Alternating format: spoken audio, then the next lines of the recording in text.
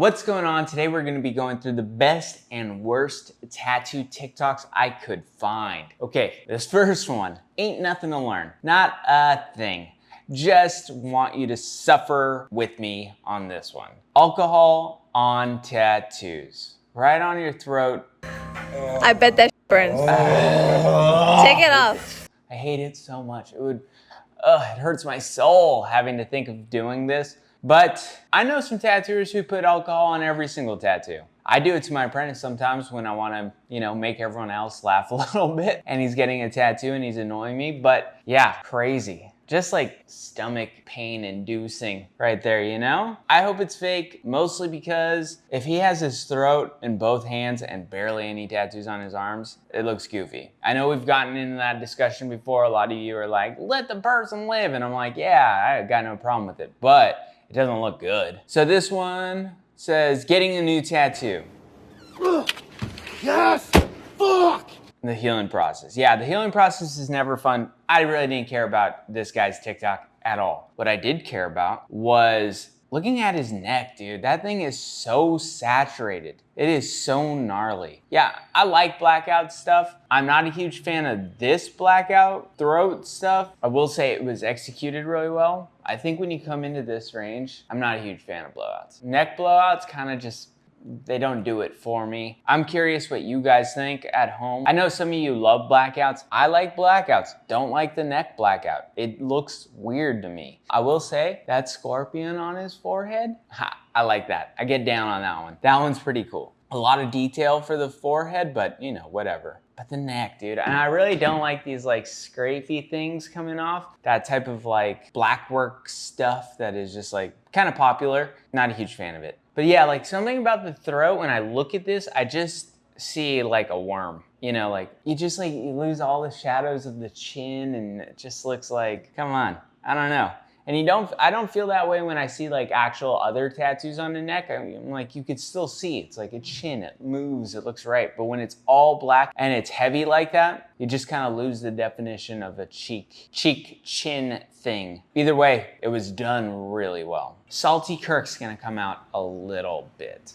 How much can a tattoo artist make in a week? That is a very weird question for me. I feel like some of you do know this about me, but I work a full-time corporate job, 40 hours a week. On top of that, I do the TikTok, and on top of that, I run my studio, which we're in right now. Okay, in case you don't know who this person is, he runs a TikTok showing people how to tattoo. You know what I'm gonna say after what we just heard? He works a full corporate job, 40 hours a week, and then he teaches people how to tattoo. And I'm like, bro, the audacity. You're out here teaching people how to tattoo when you're not even a tattooer. And I'm sorry. If you have a full-time job and you're not doing full-time tattooing on the side, like you're not working 40 hours as a tattooer, if you're working 40 hours at a job, are you capable of teaching people how to tattoo? I don't think so. I only get to tattoo 1 to 2 tattoo sessions or designs per week. So for me, this person is doing 1 to 2 tattoos a week and they're a new tattooer or else they wouldn't have that job. It's like, why are you teaching people how to tattoo? And I know, at the end of the day, like you're just got this other side hustle of making videos and teaching people how to tattoo. Like that's actually how you're making money as a tattooer, kind of. It's just kind of mind blowing to me, thinking that you could teach someone how to tattoo when you actually don't know how to tattoo yourself. And like, it's not crazy to think that someone doesn't know how to tattoo. They don't. They're doing 1 to 2 tattoos a week. What makes you qualified to teach people how to tattoo? I'm barely making enough just to pay my studio rent and for supplies. That being said, as far as what I personally charge, basically anything sort of hand size for me is about $150. I also tattoo slow, so I don't charge by the hour at this point because I want my clients to feel like they're getting a good deal, but they're also paying for quality work, right? If I was to charge by I will say I appreciate someone being so open about their pricing and their like place. Like, he's like, I'm a beginner, like blah, blah, blah. That's great. I really can get down on that. I appreciate that from a young tattooer. But I don't appreciate the fact that you're actually making money from tattooing, teaching other people how to tattoo on TikTok when you don't know how to tattoo. That's not crazy. I don't know how to weld, but I can make a video about showing you how to weld, and someone would be like, oh, that's a great video. And it's because they don't know how to weld either. It just trips me out and it just drives me absolutely crazy. that is the type of content that's making its rounds, you know?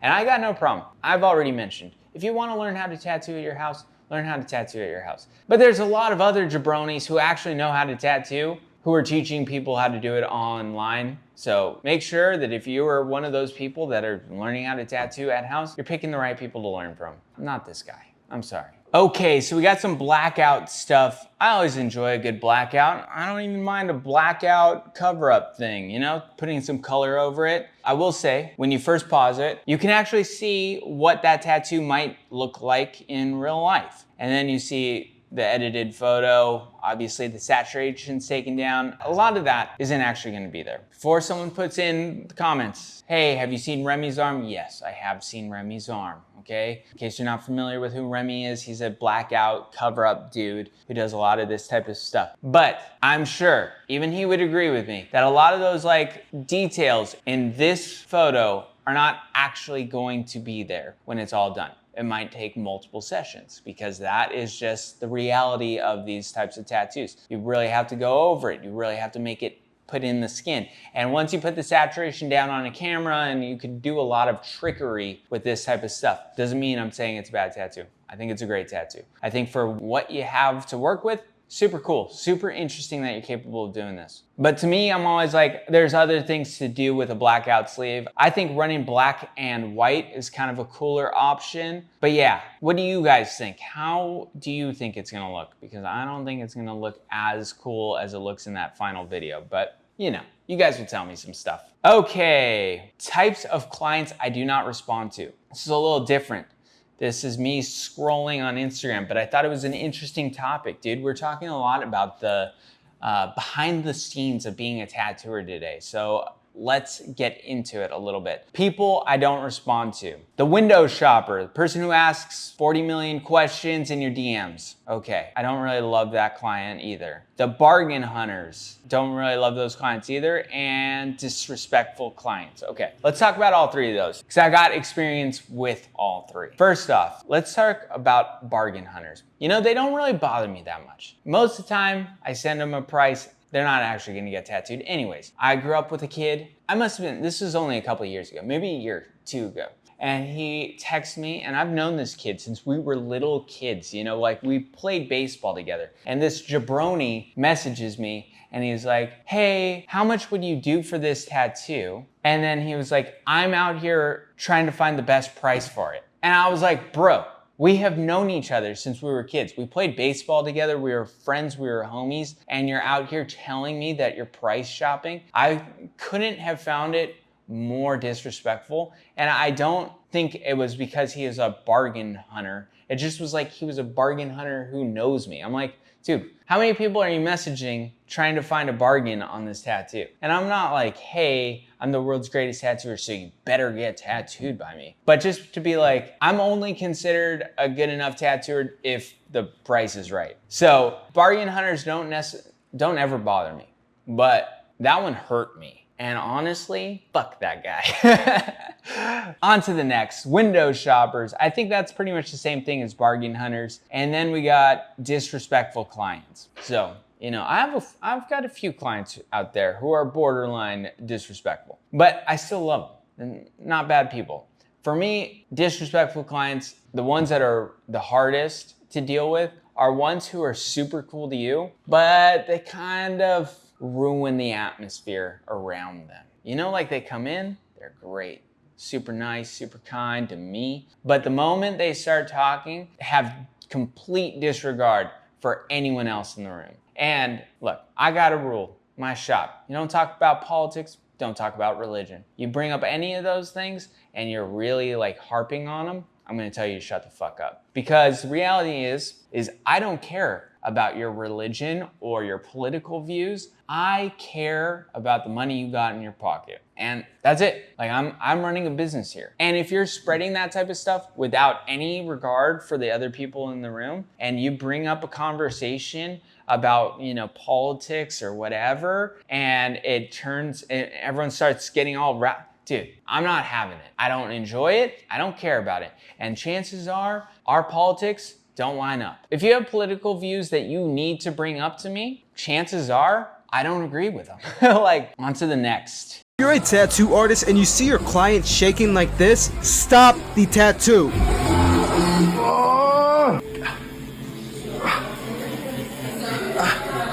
Okay, so yes, if you're like that far into this tattoo, like there's a long way you gotta go to get to the finish. That tattoo session, done, completely done. That dude's stressing, he's out, he's got no more to go. But sometimes you're so close to finishing that I'll be tattooing someone and they're like shaking and they're like in so much pain, and I'm like, dude, you got 2 more minutes. You got 2 more minutes. I know no one wants to be in that position where they're like shaking and freaking out, you know? But you got 2 more minutes. We're finishing that shit. Like this tattoo in particular, they got 10 more hours to go. It looks like they're doing some color realism stuff on the chest. You got forever to go. You're not getting close to it. Just end the session, be done with it. The tattooer, when I'm in that position, when I'm like, person's freaking out and they're stressing out, I'm like, dude, let's call it. There's nothing here for us. We're just scarring your mental space. Like you are just gonna be hurting from this experience. And so let's quit and call it for another day. That way, the client who is like freaking out at that moment actually comes back, you know? Because like if you just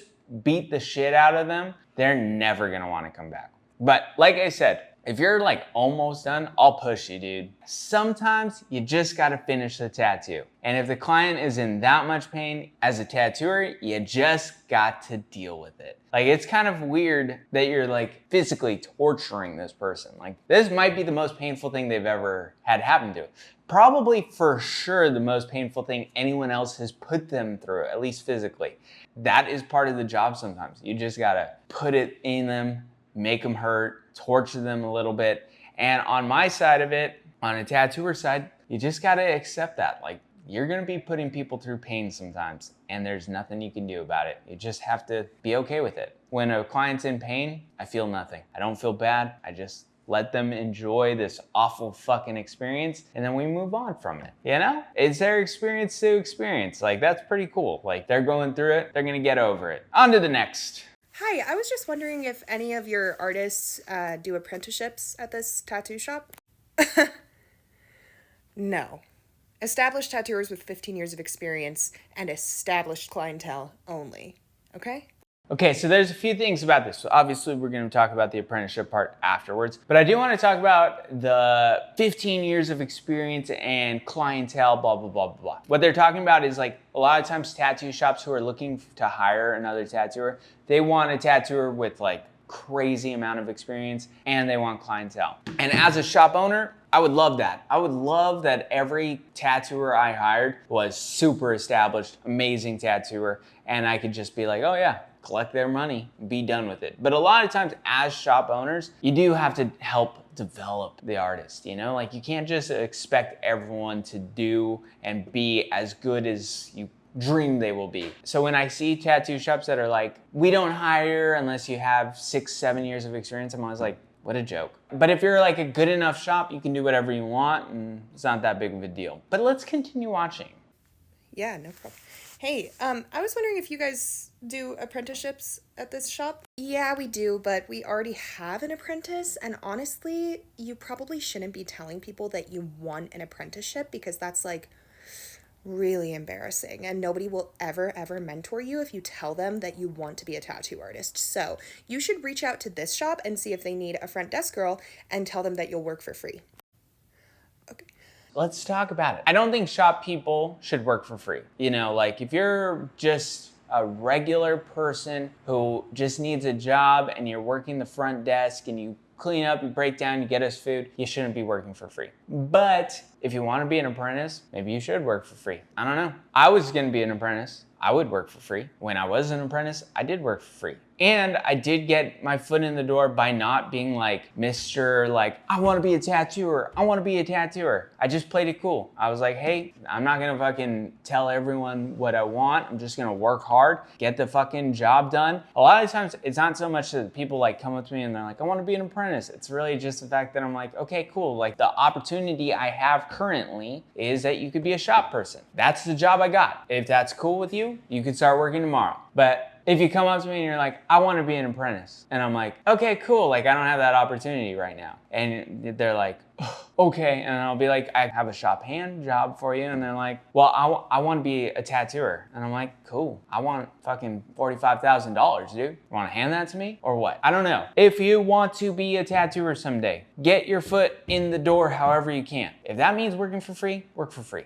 And I know, dude, every single time I say that, someone in the comments is like, haven't we learned that working for free isn't blah, blah, blah, blah, blah, blah, blah, blah, blah. And that's cool. Like in a perfect world, everyone would get paid for everything. If you want to be a tattooer and you want to learn from an established tattoo shop or shop owner or tattooer, you really got a few options. Work your ass off and show that person that you actually want to be a tattooer, or don't. Whatever you got to do to become a tattooer, do it. As long as it's not like fucking weird and gnarly. But if it's like, hey, you got to clean a couple toilets. Hey, you got to work for free for a little while. Do it. It's okay. Or don't. And don't become a tattooer that way. Just tattoo at home. That's fine too. I know tons of tattooers who were so good, so talented that they learned from at home and they made it happen. So that's it. This conversation always drives me a little crazy. A little crazy. I'm always like, bro, either do it at home or become an apprentice. But either way, you got a lot of hard work to go. And if you do it from home, you're working for free. If you're doing it at a shop, you're working for free. I don't know. I just want to offer this tattoo reality that your trajectory of money making in this industry over a 5-year, 10-year, 20-year, as it goes up, somewhere along the line it goes really far up, like that 10, 20-year mark. You know, you're more efficient, you're more effective, your pricing is more dialed in, you feel better about yourself, you're more value conscious of what you have to offer people. You're doing pretty good. But somewhere along the line, it hits, and it hits quick. Like in a matter of 2 or 3 years, all of a sudden you can't tattoo as much as you used to. You can't sit there. Your ears ring, your eyes are going out, your health is failing you, you're getting tired. And it's just the truth of the matter, because tattooing is so physical that I want to just alert you to the reality that, dude, while you're making that good money. Okay, so he's gonna say like save some money. That's cool. I like this a lot. What I really wanted to talk about was, so I've been in the game of tattooing for a long time. I know almost no tattooers that are really good at their job past 55. There's a couple amazing exceptions, right? Freddie Negretti. If you don't know Freddie Negretti, he's almost like 70. His tattoos are fucking phenomenal still. But he's the exception, not the rule. Most tattooers, by the time they hit their mid-50s, they're broken. They're broken as tattooers. Like, it's just the reality of it. It's unfortunate. By the time they're in their 50s, their line work, not as good. Their shading, not as good. Their ability to handle clients, not really great. Like, there's a lot of things about tattooing that is difficult, and the older you get, the less those things become doable. It just is, it's a hard job, and it is really physical. And most people feel like they can do this job forever because they're like, dude, this is what I love doing. I love sitting here and making art. Like, it's the best job in the world. But at a certain point, your eyes start to give out, your hands aren't as steady, and all these different things, your back is breaking, and all these things are made worse if you're out there fucking partying your balls off and doing a bunch of cocaine, like most tattooers. Not most. Most aren't actually doing that. But a lot of tattooers partying their balls off. And by the time they're 50, nothing. They ain't got nothing left. There's a lot of factors why this is the case, why tattooers start to crumble, but you know, most of it's partying. Okay, Young Gruns. I don't know this tattooer, never heard of him. Amazing, clean tattooing. Now, a lot of you guys know, I'm not a huge fan of multiple line weights in traditional tattooing. So like when you look at the eyelashes, there's multiple line weights. That means they use 2 different needles. They use probably like a 7-round shader on the nose, the bridge, the hair, all those things. And then for the lips, they probably use like a 5 or something along those lines. Maybe a tight 7 on the lines and a round shader for the other stuff. But this is a perfect example of what I personally like not mattering at fucking all. So when I see this tattoo, that's what my eyes pick up on. But is this a good tattoo? Obviously. It's an amazing, immaculate, beautiful, whatever fucking word you could think of to describe pure beauty, that's what this tattoo is. And I just wanted to share it with you. And sometimes when I say, hey, personal preference, this is my personal preference, that's exactly what I'm talking about. Does that take away from the tattoo? Not an ounce. It's a flawless tattoo. Do I wish they didn't tattoo like that? Sure, but that doesn't matter. So yeah, beautiful tattoo. Let's just watch it one more time. Super cool. On to the next. Let's go. What's this? GF bite marks tattoos. God, I hate these trends. You see one person do it, get 1 million views on their TikTok, and then a whole bunch of jabronis follow after it. This one drives me crazy. Super goofy, super weird, and it drives me crazy because the tattoo is so dumb looking. You know, like it doesn't look like anything. There's nothing. If we didn't have this whole TikTok, if that walked past you, you'd be like, what the fuck was that thing? He got some weird ass scar thing on his arm. I hate it. If it made a great tattoo, I'd be like, okay, I can get down with that. But the end result's turds, not into it. I think that was it. We're ending on a happy note. Don't get bite marks because they're dumb. Okay, I'll see you next week.